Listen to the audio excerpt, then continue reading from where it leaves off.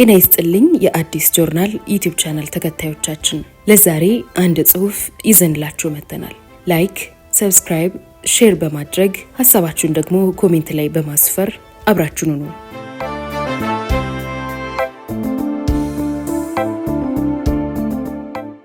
ጥር 26 እና ኮሎኔል መንግስቱ ከሌተናንት ኮሎኔል ፍስሐ ደስታ አብዮቱና ትዝታዊ መጽሐፍ የተወሰደ።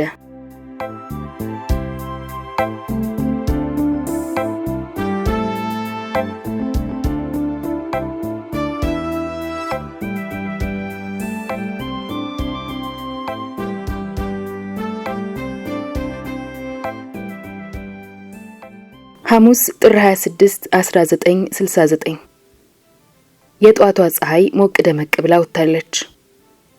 በወቅቱ የሥራ መግቢያ ሰዓት 3 ሰዓት የነበረ ሲሆን በዛ ቀን ደርግ ጽፈት ቤት የደረስኩት ለ3 ሰዓት 10 ጉዳይ ነበር። ደርግ ጽፈት ቤት ስደርስ ረፍዶበት ከቤቱ ቁርስ ሳይቀምስ የመጣው ወደ ቡና ቤት ሲያቀና፣ ከፊሉ ደግሞ ቢሮ ለመግባት በመጣደፍ ላይ ነበር።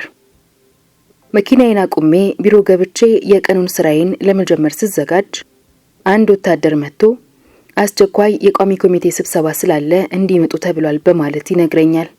እኔም ዛሬ ደግሞ ምን ተፈጥሮ ይሆን በማለት ማስታወሻዬን ይዤ ወደ ስብሰባ አዳራሹ ስገባ ከፊት ለፊት ብርጋዴር ጀነራል ተፈሪ በንቲ የደርጉ ሊቀመንበርና የጦር ኃይሎች ጠቅላይ አዛዥ አረንጓዴ ወታደራዊ ዩኒፎርም ለብሰው ተቀምጠዋል። ከሳቸው በስተቀኝ ከውስጥ የወታደር ዩኒፎርም ከላይ ግን ነጭ የሲቪል ካፖርት ለብሰው ኮሎኔል መንግስቱ ኃይለማርያም ተቀምጠዋል። ለወትሮ ከሊቀመንበሩ በስተግራ የሚቀመጡት ኮሎኔል አጥናፉ ለህዝባዊ ሰራዊት ምረቃ በወለጋ ክፍለ ሀገር ስለነበሩ ወንበራቸው ባዶ ነበር። የስብሰባው አዳራሽ ቀድሞ የንጉሱ ጽፈት ቤት በኋላ የደርጉ ጽፈት ቤት አካል ሆኖ ንጉሱ ሚኒስትሮችን የሚሰበስቡበት ሲሆን በኋላ የሊቀ መናብርት ኮሚቴ ብሎም የቋሚ ኮሚቴው መሰብሰቢያ ሆኖ በማገልገል ላይ ነበር። አዳራሿ 7 ሜትር በ12 ሜትር ስፋት ያላት ናት። ከፊት ለፊት አንድ በርና 2 ወደ ውጭ የሚያሳዩ ሰፋፊ መስኮቶች ሲኖሩ ከውስጥ በኩል ደግሞ ውስጡን የሚያስገባ ሰፋ ያለ የመስታወት መግቢያ በር አለው። መግቢያው በር ስስ መጋረጃ ያለው ሆኖ ከውስጥ ወደ አዳራሹ የሚገባውን ሰው በሚገባ ያሳያል። የአዳራሹ ዙሪያ ግድግዳ በትላልቅ የመስታወት መደርደሪያና መጽሐፍት የተሞላ ነው። ሊቀ መናብርቱ ከውስጥ ለሚወጣው በር ጀርባቸውን ሰጥተው ሲቀመጡ ግራና ቀኝ ለተሰብሳቢዎች የሚሆኑ ረጃጅም ጠረጴዛዎችና ቀዳማዊ ኃይለ ሥላሴ የሚል ማህተም የተቀረጸባቸው ወንበሮች አሉት። ስብሰባ አዳራሹ ከሁለቱ ሊቀ መናብርት በተጨማሪ የቋሚ ኮሚቴ አባል ያልነበረው ሻምበል ፍቅረ ሥላሴ ጠረጴዛው መጨረሻ ላይ ተቀምጦ አየሁት። ከጥቂት ደቂቃዎች በኋላ ሌሎችም የቋሚ ኮሚቴው አባላት ቦታቸውን ያዙ። ኮሎኔል መንግስቱም አስቸኳይ ስብሰባ የተጠራበት ምክንያት የእድገት በህብረት ዘመቻ ይቀጥል ወይንስ ይቁም በሚለው ነጥብ ላይ ለመወያየት እንደሆነ ሻምበል ፍቅረ ሥላሴ የተገኘውም ይህንኑ ለማስረዳት መሆኑን እንደገለጹ ወዲያውኑ አጠገባቸው ያለው የውስጥ ስልክ አንቃጨለ። እሳቸውም ስልኩን አንስተው ከተነጋገሩ በኋላ ይቅርታ አድርጉልኝ ጓዶች፣ ከጎንደር አስቸኳይ ስልክ ይፈልገኛል፣ እርስዎ ይቀጥሉ ብለው ለሊቀ መንበሩ ነግረው በፊት ለፊት ባለው በር ወጥተው ሄዱ። በወቅቱ ጎንደር ክፍለ ሀገር የጸጥታ ችግር ስለነበር ሁኔታውን እንዲያረጋጉ 10 የደርግ አባላት ወደ ቦታው ተልከው ነበር። ልክ እንደወጡም ከውስጥ በኩል ባለው መስታወት በር ወታደሮች ጠመንጃቸውን ወድረው ሲያልፉ ተመለከትኩ። ወዲያውኑ ተከበናል እኮ በማለት ለዋናው ሊቀ መንበር ነግሬያቸው ለመመልከት ወደ በሩ ሲዞሩ አንድ ወታደር ጠመንጃውን ወደረባቸው። ከፊት ለፊት ባለው በር ደግሞ አንድ መኮንንና 2 ወታደሮች መሳሪያቸውን እንደወደሩ በመግባት ተሰብሳቢዎችን እጅ ወደ ላይ አሉ። ሻምበል አለማየሁ ወታደሮች ታሪካቸውን አታበላሹ እያለ ይናገር ነበር። ጀነራል ተፈሪ በዋናው ወይንም ፊት ለፊት ባለው በር ሲወጡ ኮሎኔል ተስፋዬ ገብረ ኪዳን ግን በሩ ላይ ቆመው መሳሪያውን አላስረክብም በማለት ከወታደሮቹ ጋር ጭቅጭቅ ጀመረ። ኮሎኔል ዳንኤል ክፍት በነበረው መስኮት በኩል በእጁ ምልክት ሲሰጠው ሽጉጡን አስረክቦ ወጣ። ሌሎቻችንም ሽጉጦቻችንን እያስረከብን ተራ በተራ ወጣን። ቀደም ብለው ከወጡት መካከል ጀነራሉ በወታደሮች ታጅበው በስተቀኝ በኩል ሲሄዱ ሌሎች ደግሞ ወደ ግራ እንዲታጠፉ ተደረገ። የኔ ተራ ደርሶ ስወጣ ዳንኤል ወዳጄ ስለነበር ምንድነው ብዬ ጠየቅኩት። ተወው አንተን አይመለከትም በማለት ወደ ህዝብ ደህንነት ጉዳዮች ኃላፊ ቢሮ መራኝ። ከኔ በፊት የወጡት ኮሎኔል ተስፋዬ ገብረ ኪዳን፣ ሻለቃ አዲስ ተድላ፣ ሻለቃ ብርሃኑ ባይህና ሲኒየር ቴክኒሻን ገሰሰ ወልደ ኪዳን ተቀምጠው አገኘዋቸው። እኔም ተቀላቀልኳቸው። ከ10 ደቂቃ በኋላ ሻምበል ፍቅረ ስላሴ መጣ። ከኔ በፊት ወጥቶ ስለነበር እስካሁን ድረስ የት ቆየ ብዬ ስጠይቀው ከዋናው ሊቀመንበር ቢሮ ስር በሚገኘው ምድር ቤት ከሌሎች ጋር አብሬ ነበርኩ። ኮሎኔል ዳንኤል መጥቶ አንተ ደግሞ እዚህ ምን ትሰራለህ በማለት አስወጣኝ ብሎ ነገረኝ። ከስብሰባ አዳራሹ ስንወጣ በር ላይ ቆሞ እያንዳንዱ አባል ወዴት መሄድ እንዳለበት ሲመራ የነበረው ኮሎኔል ዳንኤል ሲሆን ይህ ስህተት እንዴት ሊፈጠር እንደቻለ ግራ የሚያጋባ ነው። ከጥቂት ደቂቃዎች በኋላ ኮሎኔል መንግስቱ ጠመንጃቸውን እንዳነገቱ ብቅ ብለው በደንብ ከተመለከቱን በኋላ ትክክል ነው በማለት ተመለሱ። የመጡትም ቀደም ብለው ማን መቅረት ማን መገደል እንዳለበት በወሰኑት መሰረት ስህተት እንዳይፈጠር ለማረጋገጥ እንደነበር ግልጽ ነው። ከጥቂት ቆይታ በኋላ መጀመሪያ ወደ ነበርንበት የስብሰባ አዳራሽ ተጠራን። ወደዚያ ስናመራ ኮሎኔል ተስፋዬ ገብረ ኪዳን ባለፈው ጀነራል አማን ተገደሉ፣ አሁን ደግሞ ስራቸውን ከሚሰሩበት ቦታ አምጥተን ራሳቸውን ሾምን፣ እንዴት እነዚህ ሽማግሌ ይገደላሉ? ስለዚህ ለመንግስቱ እንነግራቸው አልኩትና ተያይዘን ወደ ቢሮአቸው ገባን። እኛም የመጣንበትን ስንነግራቸው እውነታችሁን ነው በማለት የውስጥ ስልክ አንስተው ደወሉ። በኋላ መነጋገሪያውን እያስቀመጡ አዝናለሁ ጓዶች አልቋል ብለው ነገሩን። እያዘንን ወደ ስብሰባው አመራን። ከሁኔታቸው እንደተረዳሁት እኛን ለማስደሰት ብለው እንጂ ሁሉም ነገር ቀደም ብሎ እንዳለቀ በሚገባ ያውቁ ነበር። እንደገባን መንግስቱ መጥተው ስለ ሁኔታው ለጦሩ ማስረዳት ስላለብኝ ኮሎኔል ተስፋዬ ገብረ ኪዳን ከኔ ጋር እንድትሄዱ በማለት ጠየቁ።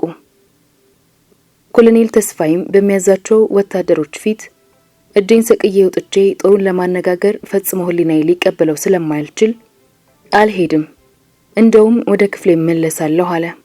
እኔም ከእንግዲህ በዚህ አይነት እዚህ ግቢ ለመስራት ፍላጎት የለኝም፣ እኔም እንደ ተስፋዬ ወደ ክፍሌ መመለስ ፈልጋለሁ አልኩ። መንግስቱም ሽጉጣቸውን በማውጣት ይህንን እርምጃ ባልወስድ ኖሮ ሁላችንም አልቀን ነበር፣ በድያችሁ ከሆነ ግን ግደሉኝ በማለት ሽጉጣቸውን ጠረጴዛ ላይ ወረወሩት። በመነጋገር ላይ ያለን በግቢው ውስጥ የተኩስ ድምጽ ተሰማ። አንድ ብረት ለበስ ተሽከርካሪ ወደ ስብሰባ አዳራሹ እንደተጠጋ መንግስቱ ውስጥ ገቡ። ሻለቃ ብርሃኑ ባይህም ዘሎ ተከተላቸው። ብረት ለበሱ ወደ ህዝብ ድርጅት ጽህፈት ቤት ሲያመራ መሳሪያችንን የተቀማነውኛ ባዶ እጃችንን ሜዳ ላይ ቀረን። ተኩሱ የዘመቻና ጥበቃና የመረጃ መምሪያዎች በሚገኙበት አካባቢ እያየለ መጣ።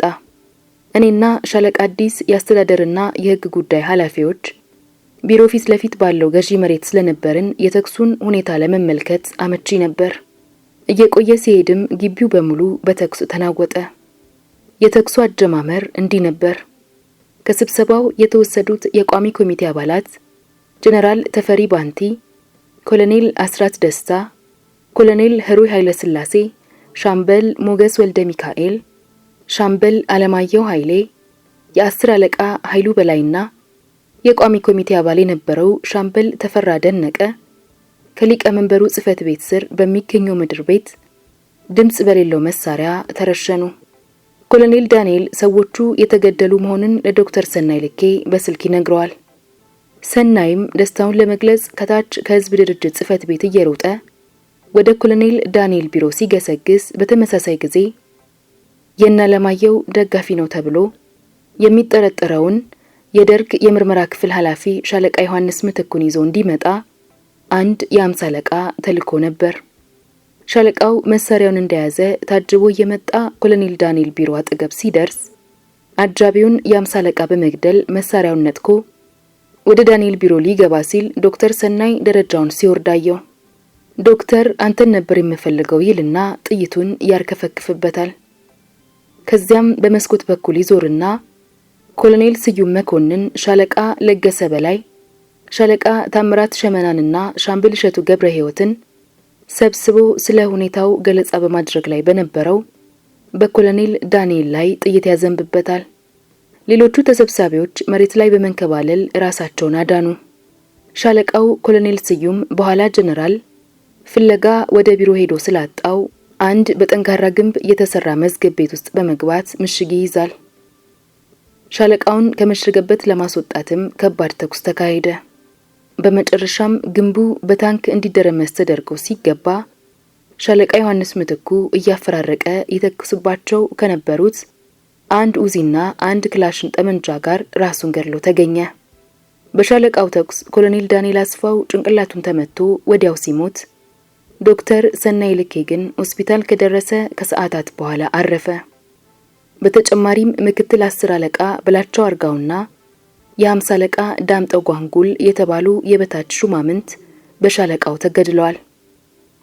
ጥር 26 በታላቁ ቤተ መንግስት በጸረ አብዮትና በአብዮት ወገን የተሰለፉ 11 ሰዎች ተገደሉ።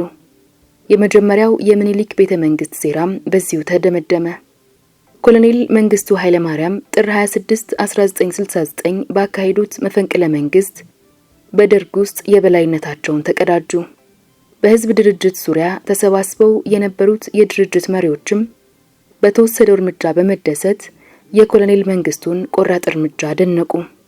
የመኢሶን አመራር አባላትም እየዘለሉ ያቅፏቸውና ይስሟቸው ጀመር። በግቢው ሰፍኖ የነበረው ውጥረትም ረገበ። ኮሎኔል መንግስቱና የህዝብ ድርጅት በአሸናፊነት በመውጣታቸውና ለተወሰደው ቆራጥ እርምጃ ህዝቡ ድጋፉን እንዲገልጽ በመዋቅሮቻቸው በኩል ባስተላለፉት ጥሪ መሰረት በሺዎች የሚቆጠሩ የአዲስ አበባ ነዋሪዎች ጥር 27 1969 በአብዮት አደባባይ ከፍተኛ የድጋፍ ሰልፍ አካሄዱ። ኮሎኔል መንግስቱም የ50 አለቃ ለገሰ አስፋው፣ ቲፒ ኦፊሰር ታምራት ፈረደ፣ ጁኒየር ኤርክራፍትስማን ደምሰው ካሳይን አስከትለው አብዮት አደባባይ ተሰብስበው ለነበረው ህዝብ ንግግር አደረጉ። ንግግሩ በጣም ሰፊና ረጅም ቢሆንም አጠር ባለ መልኩ እንደሚከተለው ነበር። ከዚህ የመሳፍንት ልጆችና ቅጥር ነፍሰ ገዳዮች ስድ በተለቀቁበት ጭፍጨፋ ስንት ታጋይ ወጣቶች ተሰውብን፣ ስንት የህዝብ ድርጅት ጉዳይ ጊዜያዊ ጽህፈት ቤት ጓዶቻችን፣ ስንት የሰፊው ህዝብ መለዮ ለባሾች አለቁብን። ከደርግ የውስጥ አርበኞች አይዟችሁ ኃይል ያሳዩ የተባሉ ትላንትናና ከትላንት ወዲያ ብቻ በቅጥር ነፍሰ ገዳዮች 4 የቀበሌ ማህበራት መሪዎች፣ 1 የወዛደር መሪ፣ 1 ከፍተኛ የመንግስት ባለስልጣን፣ 2 አብዮታዊ ወጣቶችና 1 የፖሊስ አባል ተገድለውብናል። በትላንት ዕለት እንኳን ሌተናንት ኮሎኔል ዳንኤል አስፋውን የመሰለ ከመጀመሪያ እስከ መጨረሻ ቀንና ሌሊት ሳይሉ ለአብዮቱና ለእናት ሀገሩ የሰራ አብዮታዊ መኮንንና ሌሎች መለዮ ለባሾች እንደዚሁም ዶክተር ሰናይ ልኬ የህዝብ ድርጅት ጽህፈት ቤት ምክትል ሊቀመንበር የመሰሉትን የአብዮታችን ቀኝ እጆችን አተናል። ባለፉት 4 ወራት ውስጥ በእነዚህ አዳሪዎች አይዟችሁ በተባለበት መንግስት ተገቢ ስራውን እንዳይፈጽም በውስጥ አርበኞች እጅ ተጠፍሮ በቆየበት የትግል ወቅት በቅጥር ነፍሰ ገዳዮች ጥይት ያለቁትን የቀበሌ ማህበራት መሪዎች፣ መለዮ ለባሾች፣ ወዛደሮችና ተማሪዎች ቤት ይቅጦራቸው ከማለት በስተቀር ሌላ የምለው ነገር የለም። ከእንግዲህ የሰፊው ህዝብ ወገኖቻችንና መሪዎች በየጥሻው በአናርኪስቶች አይደፉም። ሽብሩ ከሰፊው ህዝብ ሰፈር ወጥቶ ወደ አድሃሪያን ሰፈር ይገባል። አድሃሪያን በእኛ ሰፈር ለሚነዙት ሽብር እኛም በእነሱ ሰፈር ሽብር በመልቀቅ አጸፋውን እንመልስላቸዋለን። በዚህም የጓዶቻችንን ደም እጥፍ ድርብ አድርገን ለመበቀል የሰፊውን ህዝብ ወገኖች ለአድሃሪያን ፋታ ሳንሰጥ እናስታጥቃለን። ዲሞክራሲያዊ መብቶች በይፋ እናረጋግጣለን። የሳውዲ አረቢያ ነገስታትና መሳፍንት፣ የሱዳን ጸረ ኮሚኒስት ንዑስ ከበርቴዎችና ሌሎች የአካባቢ አድሃሪዎች በሲአይኤ አስተባባሪነት ከኢዲዩ ከኢሃፓና ከጀባሃ ጋር የሚመሳጠሩበት ከንቱ ሴራና ለዚህ እናት ሀገራችን የሚያሳዩ ጥላቻ ከአብዮታዊነታችን ሌላ ምንም ምክንያት የለውም በማለትና ከሊዮን ትሮትስኪ አባባል ለምሳ ሲያስቡን ቁርስ አደረግናቸው የሚለውን ጥቅስ ከገለጹ በኋላ ካሰሟቸው መፈክሮች በከፊል የተራማጆችን ህብረት እንመስርት፣ የወዛደሩን ፓርቲ እንመስርት፣ ትጥቅ ለነቁ ለተደራጁ ወዛደሮች፣ ዲሞክራሲ መብቶች ለጭቁኖች በአስቸኳይ፣ አብዮታችን ከተከላካይነት ወደ አጥቂነት ይሸጋገር የሚሉት ነበሩ። ኮሎኔል መንግስቱ ያደረጉትን ንግግር ያዘጋጁት ዶክተር ነገደ ጎበዜ ሲሆኑ መፈክሮቹም መኢሶን በሰፊው ህዝብ በሚለው ልሳኑ ይጠቀምባቸው የነበሩ ናቸው። ኮሎኔል መንግስቱ ንግግራቸውን እንዳበቁ ዱላ ተሸክሞ ወደ አደባባዩ የመጣው ህዝብ አስታጥቁን አታስጨርሱን በማለት የያዘውን ዱላ ኮሎኔሉ ፊት ቆለለው። ምንም እንኳን ይህ የትጥቅ ጥያቄ በተደጋጋሚ በመኢሶንና የህዝብ ድርጅት ካድሬዎች ይነሳ የነበረ ቢሆንም የዱላው ሸክም በእነዚህ ካድሬዎች የተቀነባበረ ቢሆንም ኮሎኔል መንግስቱ ቀደም ብለው ትጥቅ እንደሚያስታጥቁ በንግግራቸው ቃል ገብተዋል። በመሆኑም መኢሶን ይፈልግ የነበረውን የትጥቅ ጥያቄ ዶክተር ነገደ ባዘጋጀው ንግግር አስቀድሞ መልስ እንዲሰጠው አድርጓል። ኮሎኔል መንግስቱ ከዚሁ የድጋፍ ሰልፍ እንደተመለሱ በሶቪየት ህብረት አምባሳደር ራታኖቭ መሪነት ሁሉም የሶሻሊስት ሀገሮች ተወካዮች ደርግ ጽሕፈት ቤት ተገኝተው በተወሰደው እርምጃና ኮሎኔል መንግስቱ አሸናፊ ሆነው በመውጣታቸው ደስታቸውን ገለጹ። አንዳንዶቹም እየተንደረደሩ ይስሟቸው ጀመር። ያለው ሰው ማማሩ ይባል የለ። የመኢሶን ድርጅትም ተቋሚዎች ናቸው ያላቸውን የደርግ አባላት ቀኝ ክንፍ በማለት በኮሎኔል መንግስቱ ካስመታ በኋላ ብቻቸውን ይዞ በመውጣት እሳቸውን አስወግዶ ስልጣን ለመያዝ ለነበረው ፍላጎት መንገዱን መጥረግ ጀመረ። መኢሶን የካቲት 5 1969 አርብ ጥር 27 የተካሄደውን ሰልፍ አስመልክቶ በሰፊው ህዝብ ልሳን ቁጥር 51 አሁን በተፈጠረው አዲስ ሁኔታ በመጠቀም በተቻለ ፍጥነት ቢሮክራሲውን ማጽዳት ያስፈልጋል። የነ ኢሃፓ ኢዲዩ ኢምፔሪያሊዝም ደጋፊዎችና ቡችሎች በመሆን የታወቁት ቢሮክራቶች ከስልጣን ማስወገድ ብቻ ሳይሆን መቅጣትም ያስፈልጋል። እንደዚሁም በሰፊው ህዝብና ተራማጆች ላይ የግድያ ሙከራ የፈጸሙትን ቅጥረኛ ነፍሰ ገዳዮች ያለ ምህረት መቅጣት የግድ አስፈላጊ ነው። እነ ኢሃፓ ኢዲዩ የኢምፔሪያሊዝም መሳሪያዎች እንደመሆናቸው መጠን የነሱን ደጋፊዎችና ቡችሎች በመቅጣት ብቻ ሳይወሰኑ የኢምፔሪያሊዝምን ልዩ ቀጥተኛ ኤጀንቶችንም በሚገባ በቁጥጥር ስር መዋል ግድ ያስፈልጋል። ያለበለዚያ አለባብሰው ቢያልፉ ባረም ይመለሱ ይሆናል። ለአብዮቱ ፋንታ ለማግኘት አድሃሪያኖች ፋታን ማሳጣት አስፈላጊ ነው በማለት በወቅቱ አስተያየቱንና ፍላጎቱን ገልጿል። ጀነራል ተፈሪ በጸረ ኮሎኔል መንግስቱ እንቅስቃሴ ውስጥ ተካፋይ የሆኑት ከአሜሪካን በመጣውና የኢሃፓ አባል በነበረው ልጃቸው የአይንሸት ምክንያት ነው የሚሉ አሉ። የኩባው ኮሚኒስት ፓርቲ የማዕከላዊ ኮሚቴ አባልና የውጭ ጉዳይ ኃላፊው ቫልዴስ ቪቮ ያልታወቀው አብዮት በሚለው መጽሐፉ ሐቀኛ አብዮተኞች በኮሎኔል መንግስቱ እየተመሩ የተወሰዱትን እርምጃ ያደንቃል። ተቋሚዎቻቸውን በአንድ ሰዓት በመቅደም በወሰዱት ጸረ መፈንቅለ መንግስት እርምጃ ሀገሪቷን ከከፍተኛ ደም መፋሰስ አብዮቱንና የአብዮቱን ሂደት ከቅልበሳ ለመጠበቅ እንደቻሉም ይከራከራል። ይህ ባይሆን ኖሮ ጀነራል ተፈሪ በንቲ እንደ አውሮፓውያን አቆጣጠር የካቲት 3 ቀን 1977 ከጠዋቱ በ3 ሰዓት መፈንቅለ መንግስት ለማካሄድ ከአሜሪካው ማዕከላዊ የስለላ ድርጅት ሲአይኤ እና ከሌሎች የስለላ ድርጅቶች ጋር በመስራት ላይ ነበሩ ይላል። ይህንኑ የሚያረጋግጡ ሰነዶች እንዳሉና እነዚህም ሰነዶች ፊደል ካስትሮ እንዳዩዋቸው ይገልጻሉ። ጀነራል ተፈሪ የጦር ኃይሎች የመረጃ መኮንን ሆነው ከመስራታቸውም በላይ በአሜሪካም ወታደራዊ አታሼ ሆነው አገልግለዋል። እነ ሻለቃ ሲሳይ ሀብቴ ከተገደሉ በኋላ የኢትዮጵያን መንግስት ለማፍረስ ስለሚቻልበት ሁኔታ በንጉሱ ጊዜ የውጭ ጉዳይ አማካሪ የነበሩት ጆን ስፔንሰር አሜሪካን ኮንግረስ ቀርበው ቃላቸውን በሰጡበት ጊዜ መፈንቅለ መንግስት ለማድረግ የሚረዳው ተተኪ ኃይል የሚገኘው ከአዲስ አበባ ስለመሆኑ ምስክርነት ሰጥተው እንደነበር ማስታወሱ እዚህ ላይ ይጠቅማል። ከነ ጀነራል ተፈሪ ግድያ በኋላም የአሜሪካን መንግስት በሰብአዊ መብት ረገጣ ሰበብ ለኢትዮጵያ ይሰጥ የነበረውን የመሳሪያ እርዳታ ማቆሙን ይፋ አደረገ። ኮሎኔል መንግስቱ አስቀድመው እርምጃ ባይወስዱ ኖሮ ኢሃፓ በጊዜያዊ ህዝባዊ መንግስት ሽፋን ስልጣኑን ይይዝ እንደነበር አያጠያይቅም። በመሆኑም ኢሃፓ በሶማሌ ወረራና በኦጋዴን ጥያቄ ላይ ብሎም ስለ ኤርትራ መገንጠል የሚወስዳቸው አቋሞች ምን ይሆኑ ነበር የሚለው እንዳለና እንደተጠበቀ ሆኖ አብዮቱንና ደርግን ደግፈው ይንቀሳቀሱ በነበሩ የፖለቲካና ህዝባዊ ድርጅቶች ላይ ሊወስድ የሚችላቸውን የቂም በቀል እርምጃዎች ግን ከወዲሁ መገመት የሚያዳግት አይመስለኝም። ለዛሬ አበቃን።